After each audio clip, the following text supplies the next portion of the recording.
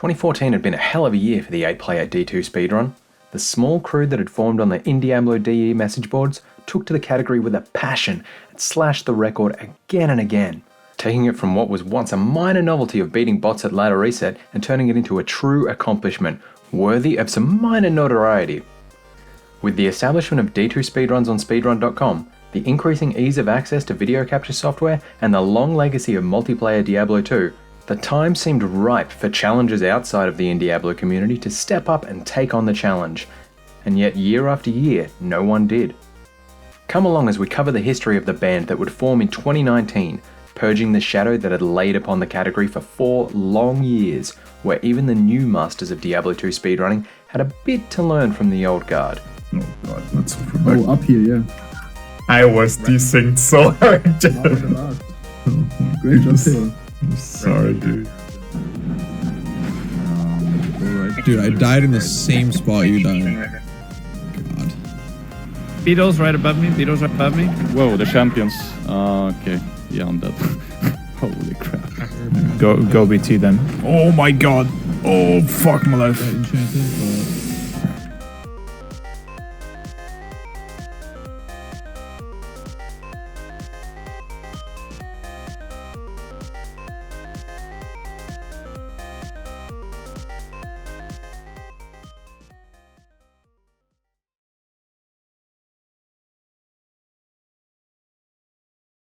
2015 to 2018 saw massive growth in Diablo 2 streaming, fueled by both the growth of Twitch itself and the rise of D2 single-player speedruns.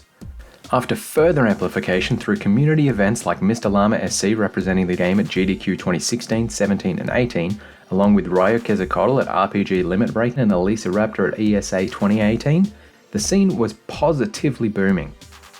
In this time, as part of the more general content streams, there'd be a few 8-player Battle.net attempts, typically around ladder resets, but none were particularly focused on beating the existing world record. In fact, in 2018, Llama, Teo and Ryu all came together with a few other members of the community, and even this expert team only managed to get to Hell Bale in 3 hours 40 minutes, with most other attempts around the 5-hour mark. Around the same time in late 2018, Gymnasium, who'd come onto the D2 speedrunning scene after being enticed by an annual Necromancer speedrun event, had stumbled across the German team's record runs and wanted a piece of the action. He went onto the D2 JSP forums in an attempt to corral together a group who could take on the challenge. But unfortunately, the skill level of those who he was actually able to recruit on JSP didn't quite match up to the JSP community's general view of themselves as true masters of the game, and they were unable to best the 3-hour mark. But all was not lost. Jim made a few great friends on that team, most prominently a user going by the name of Unsullied13, who'd only just come back into playing Diablo in April. They both started streaming Diablo content, and over the course of the next 6 months would manage to recruit a team capable of taking on the challenge. BT Neanderthal, P-Funk, Sudden Dan and Nano BT all had streams of their own and a history of single-player speedrunning.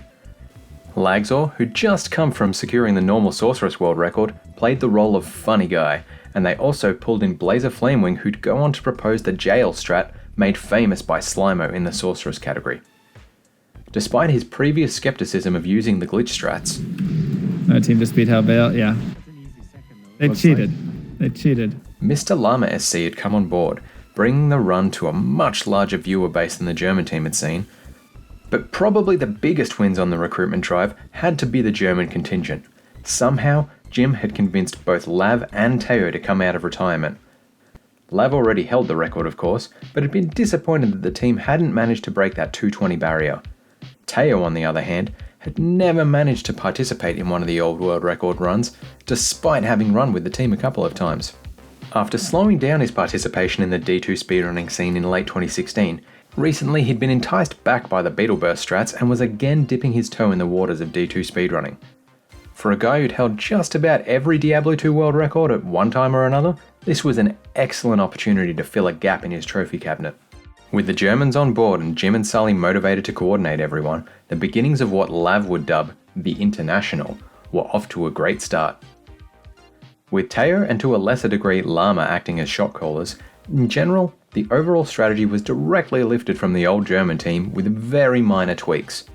It was just a matter of practicing and honing their skills as a team. Over the course of the next month, with a rotating cast of members, the team would take their time consistently down from the high 240s to the low 230s, but still falling short of the 226 German record. Despite all the speedrunning skill that the individuals brought, they still had some things to learn. But they were improving consistently and rapidly, and on the 19th of January 2019 would secure their first position in the history of 8-player records. With Llama providing publicity and Lagzor providing his classic banter, And it's not top left. Oh, dang. Well, you did it wrong. It's supposed to be top left. the team leveraged their strength in the early game, getting the Telesork level 18 faster than any of the previous records. With some smooth teleporting on the Bale runs and good navigation from the Telesork, the team was both leveling up and making progression through the quest faster than the old DE crew. Going into Hell, they were 4 minutes ahead of world record pace, and things were looking sweet. Then, I got disconnected. No, Colin, don't do that. Oh, don't do this. Do I restart the game? Just try it. You not get it. You gotta get back in the development. That's probably it. Wait, what? Probably realm down. How do I have reset skill points? No, here? he just left the Battle.net, so he should be able to join now. Yeah, you I should mean- be able to rejoin. No, it's connection temporarily restricted from this realm. Are you kidding me? I got round. Really? Oh my god. Well, Llama can't get in and 2 people in I'm the just teleport. stuck checking versions. Oh, that's right. I can't Oh, even- check-in versions, you can restart router. Okay, alright, 1 sec. Sorry, stream. Smash that router! I'm still stuck in checking versions even after this reboot. Wow. it was classic Battle.net. Realm downs, temp bans, and general bad server management had taken what was record pace and turned it into the second worst time that the team had achieved so far. But I promised a world record this day, and so, Would everybody be up for another run? although the start of the run wasn't nearly as good as the previous one. Ugh, these maps are horrible. Oh, We're gonna lose so much time. one of those. These problems kept Teo from hitting level 18 until about 30 seconds behind the world record, where the team had previously always been ahead. But quickly securing a Spirit Sword helped Teo cruise through the maps in Nightmare, and they were back on pace by Act 3 when the dreaded Realm Down hit again. Just. Really? I got temp restricted again. This setback cost them 4 minutes, but luckily the Assassin tends to be a character who's overleveled, so the time loss was mainly constrained to quest progression and didn't impact DPS or the Ancient Quest thresholds. So, they managed to grit through and push ahead, coming into Hell only a minute behind world record pace, and with an additional spirit up their sleeve, Llama could teleport extra fast to set up Nightmare Bale runs. This increased pace of leveling helped to catch up to the old record that had been set 4 years ago, in a completely different era of Diablo 2 speedrunning. But, of course, Battle.net would keep being Battle.net, so it wasn't going to be easy for them. The lag hurt Teo's teleporting in Act 1 quite a bit, and the experience loss from some classic hot TPs probably didn't help much either. Are you kidding me, Teo? The difficult navigation led to slow quest progression, and coming into Hell Act 4 at 6.5 minutes behind record pace, the team had to hope that the extra Bale runs they'd squeezed in would be enough to carry them. As the team went for their second Chaos run to bump the non-teleteam party members over level 60, they gained an underappreciated advantage by having everyone join the game incredibly quickly, so the full Chaos Sanctuary had been spawned at Players 6. Previous hesitance on people leaving and joining games too quickly had often meant that the non-seal monsters were spawned at close to Players 3 as the Sorceress teleported into the Chaos, but while temp bans had burned them many times already, the team were willing to take the risk in the name of victory. With Ubio finally hitting level 60 in the third Chaos run, the team quickly switched to Teo's game where the Ancients were waiting, and with no time to spare, were blessed with quick World Stonekeep maps. They managed to pull off a new record just in time, beating the old record by only 36 seconds with a time of 2 hours, 25 minutes and 59 seconds. Get out of here! Woo! Boys. GG! New world record! Given the disconnect challenges in the run, the team were keen to keep pushing to get the record below 215 at least. And after some drama at work and a complete desktop rebuild by Lagzor, 3 weeks later, they were ready to go. With Nano and Dan out for the week, there was another shake-up in the roster, with Delataru coming on as the team Barb, and Lagzor stepping into one of the Sork roles, which allowed Lav to come back on the team in his classic position as the assassin for the Tele team. But the biggest shift was Llama switching roles with Teo, taking on the high-stress position of Telesork and giving it a home outside of Germany for the first time. He had little confidence he could bring home the record, but his skills were good and his ping was excellent. There'd be no more of the double teleports that had plagued Teo's navigation and held him back, especially in Hell. On their 6th run, they shaved another 2 minutes off the record, but no videos of this run exist anymore because as soon as that run was complete, they did another and absolutely smashed the time, setting a new record of 2 hours, 12 minutes and 8 seconds. This run had a killer start, with 2 stealths after the first 2 Countess runs. On top of this, Lav's extensive experience at getting the Telesork boosted as fast as possible had Llama hitting level 18 just 25 minutes into the run, 4 minutes ahead of their previous pace. That's not to say there wasn't any drama. Oh, Lav, no. Oh, Lav. Yeah. Relax, please. One love. Communication, man. Communication. But the mix of personalities on the team kept things balanced, and the long-standing friendship between Llama and Teo made coordination a breeze. With no disconnect issues, smooth maps and great leveling, the team were an astonishing 10 minutes ahead of the old record by the end of normal. And in the first 20 seconds of starting cow runs, they had all the pieces for a Spirit Sword, something which had really held up previous runs. After a close call on Nightmare and Ariel almost had Deli miss the quest, she was kind enough to drop Maelstrom, an amazing 30 FCR 40 lightning resist wand, which would serve Teo as a budget spirit and help speed up Bale runs significantly. However, there was some poor optimization of quests for gear, like only Llama and Lav getting the Ormus Ring in Act 3, and no one ever completing the Imbue quest like MFB always used to do. But even so, the sheer talent on the team, on top of a run blessed with minimal disconnect and lag issues, left the team demolishing the old record by over 10 minutes, clearly proving that their previous efforts in surpassing the dominance of the German team were no fluke. But a critical mistake had slipped through the cracks on the run, only picked up days after the fact.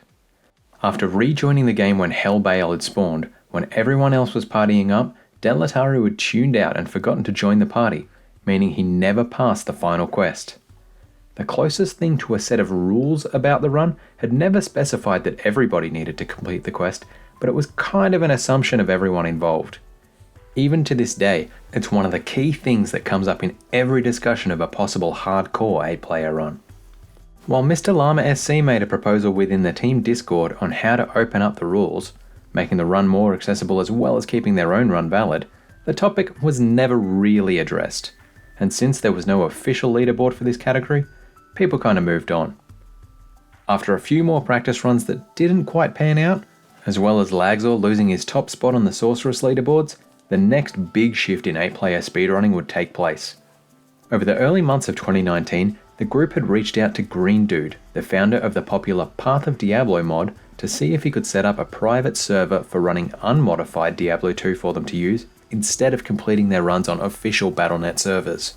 This way they could avoid all the issues with temp bans and realm downs that had plagued them in previous runs, not to mention allowing much faster game creation and joining.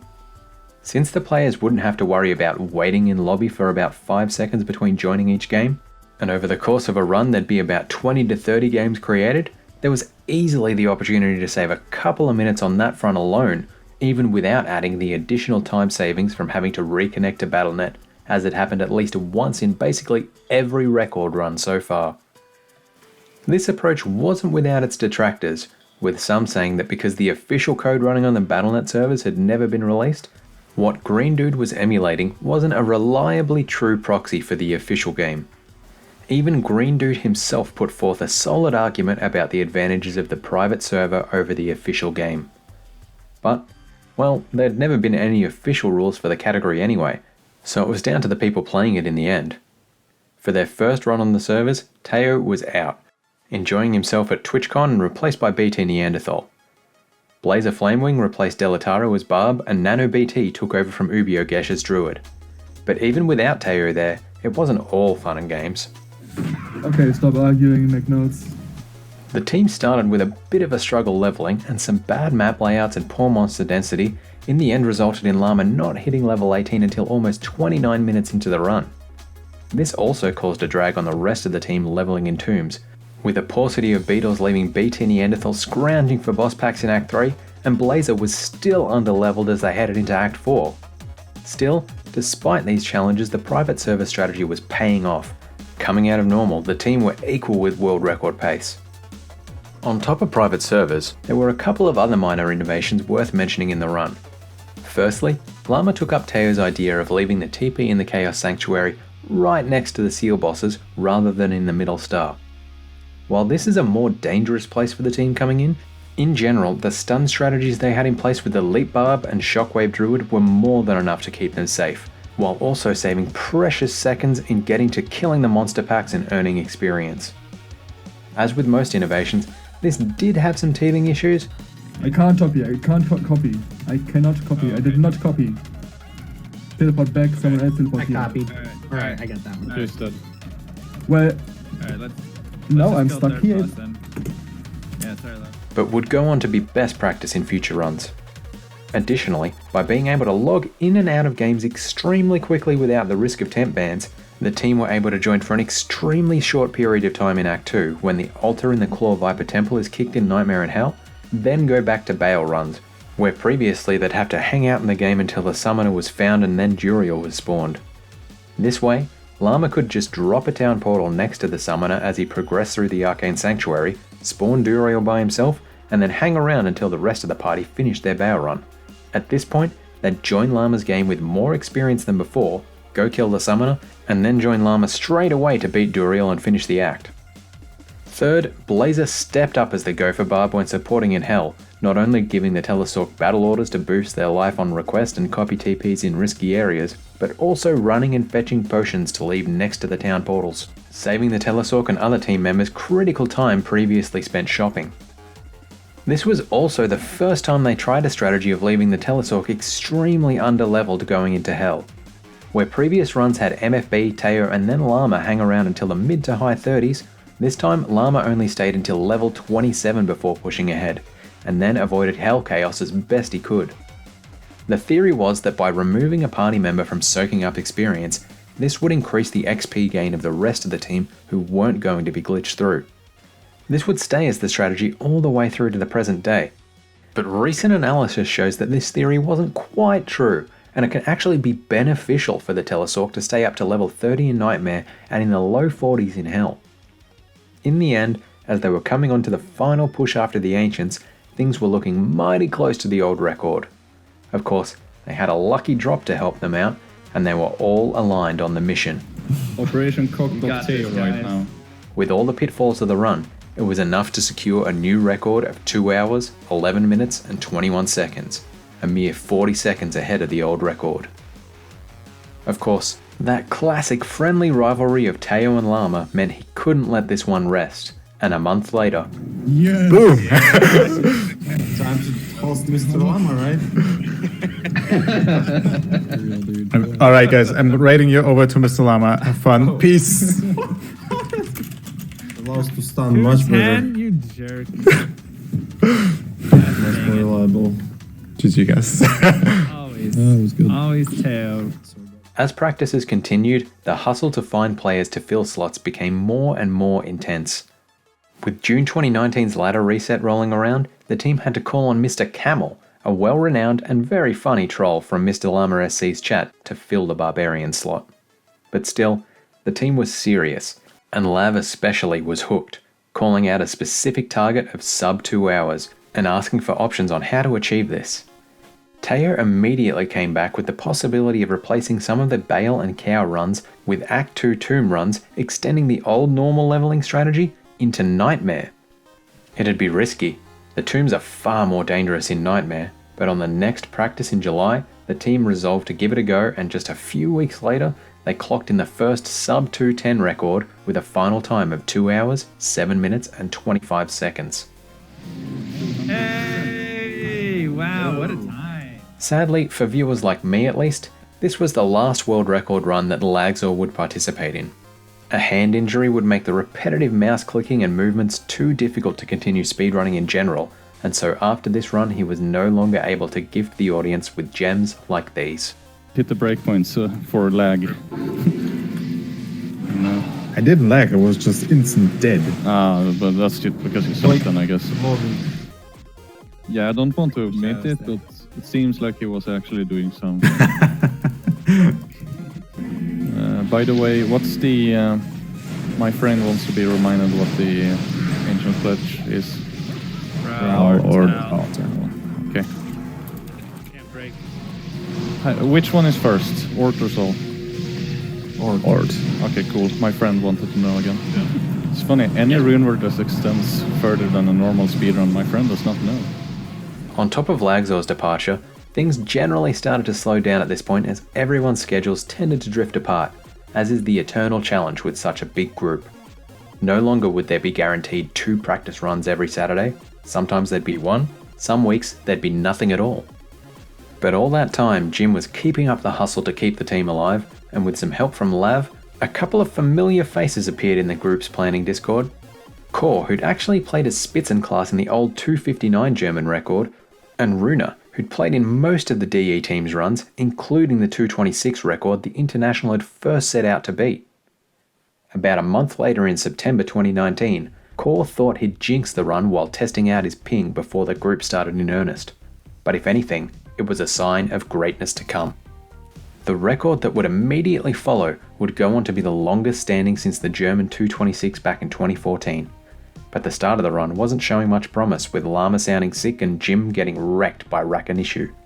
But their luck was about to turn around, with a herald in the form of the 100% magic find Gull Dagger dropping in Tristram, auguring well for the team's fortunes that day.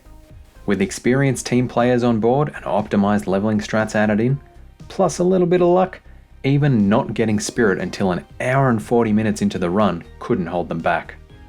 While Llama struggled with no hit recovery and low life, a change in team composition had Teo step up and show what was really possible with the Barbarian. While previous runs had used the Barb pretty much as a support character only, there to buy potions, copy town portals, cast battle orders and occasionally leap around portals to clear space, Teo offered more. Given Llama's well-renowned 4-way luck in the Arcane Sanctuary, Teo first stepped up to help him explore one of the paths, and then did it again by completing the Flayer dungeon in Act 3 while Llama teleported ahead. This proactive approach helped the team get some of the fastest Act 3s in both Nightmare and Hell that they'd ever achieved, and going up against a record that had some of their worst Act 3s, this was exactly what the team needed. With one final innovation of having only 3 players stay in game while teleporting to Bale's throne room, this helped the team lock in a new record of 2 hours, 5 minutes and 4 seconds. With a 2:05 in hand, sub 2 definitely seemed possible. But still, the group cohesion continued to deteriorate. Runs became even less frequent, and those that did come together typically focused on new formats like running resets on the Path of Diablo and Project Diablo 2 mods. Jim even joined another group who were trying for a record in hardcore. Over a year went by with no new records, and eventually their lack of engagement led Green Dude to shut down the speedrun server they'd been using.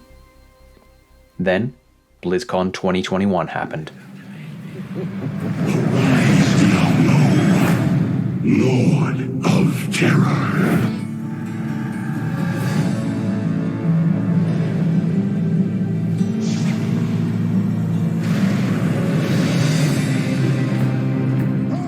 The community was hyped, and Macro Bio Boy, Teo and Llama set themselves up to chase the first to level 99 title on Resurrected's first ladder, but it would take practice. The team got back together again. Sudden Dan and BT Neanderthal came back on board, and it was almost just like it had been back in 2019 when the team first got together. With no more private servers, it was back to official BattleNet, with all the troubles of temp bans and disconnect that entailed. Given the long break between runs, things were still a bit rusty. Jim forgot to join the party until after the Den of Evil quest, so had to redo his build on the fly to make sure he could still have all the skills he needed in the late game without respecking like he usually would. Llama also spaced out on a call for an experience shrine in the early game, missing out on a bunch of bonus experience, but fortunately it didn't matter. They finished Act 1 with their best split ever, and just 24 minutes into the run, Llama had hit level 18 and was teleporting, finding beetles everywhere for the rest of the team to harvest for great XP. Over the course of normal, the lead held, and with all the sorceresses having stealth by the time Bale was dead, things were looking good for that potential sub 2 hour run. But there was still a bit of derusting required. In preparing for Nightmare, Llama had forgotten about the need to move on as soon as he hit level 26, hanging around for the final Bale wave for almost a full extra level, and then went on to spend extra time going back to Act 3 to pick up the plus 20 life potion quest reward from Eyegor, only to never drink it during the run. These distractions almost cost the team their lead coming out of Nightmare Act 1, but they still had an advantage over the record. Spirit had dropped right on time and had some sweet stats too. They blitzed Acts 2 and 3, clocking in their fastest Nightmare Act 3 to date, and things were looking pretty promising. Even if they weren't quite up to sub 2 just yet, a new record was definitely on the table. After a little bit of messing around in Nightmare Act 5, things were rapidly back on track in Hell. Coming out of Act 2, they extended their lead by another 2 minutes. Of course, it wouldn't be an official BattleNet run without. Connection interrupted. Oh boy. But this was just a tiny bump in the road, and they kept up a great pace. They just needed to make sure that they could get that level 60 in time. Making Llama's life easier, but experience gained slower, they chose to split the teams after the Diablo kill, with only 6 players in the Chaos run, so Llama only had players 2 monsters to deal with in getting to the Ancients. This minor oversight cost a fraction more time, and things were absurdly close as they killed the Ancients then cleared waves in the throne room. Wait, is this world record pace? Yup. Oh. That's why we're saying focus. Yeah, focus, dude. When the time came that Hell Bale was done, the team were pumped, but uncertain. Yes! Oh, Yes, dude, let's go. 2057. It was exactly equal. 2057. Had they beaten the record? Well, after retiming, it turned out they just missed out, coming in with a time of 2 hours, 5 minutes, and 9 seconds. Just 5 seconds slower than the record set on the private server. But this record was legit. No one could argue about unfair advantages from easier perming and faster game creation. This was all official. And the run wasn't done. As part of the ladder resets over the last 2 years, the team had also made a habit of grinding for the endgame items to face the Uber Prime evils. And with some terrific luck, they managed to set a new record on that front. Just 3 hours, 22 minutes to get all the way through Uber Tristram. And that was it for the first international. A few more practices didn't quite line up to this pace, and Teo, BT and Llama were all caught in a content creation frenzy setting up new guides for players in time for the remaster. While the team had done well to apply their talents to the run and show what could be done by a team of dedicated players who understood the mechanics of both online play and solo speedrunning, they'd hit a kind of local minima in terms of what was possible on the strategy originally defined by the German team. While they'd added in a few optimizations like keeping the Sorceress and Barb at a low level, bringing in Nightmare Tombs and having the Barbarian assist in the Arcane Sanctuary and Flayer Dungeon, in principle the overall playbook for the run had changed very little. But the history of records wasn't done just yet.